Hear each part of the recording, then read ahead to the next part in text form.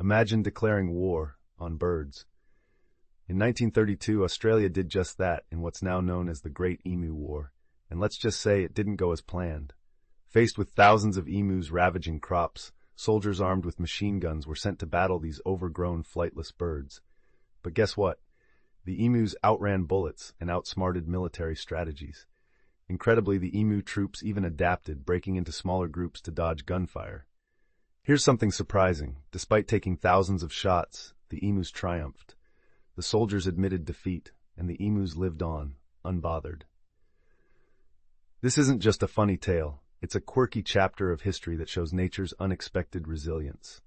If you love this wild story and want more incredible history bites, don't forget to like and subscribe to our channel. Thanks for watching. Emu War, Weird History, Fun Facts.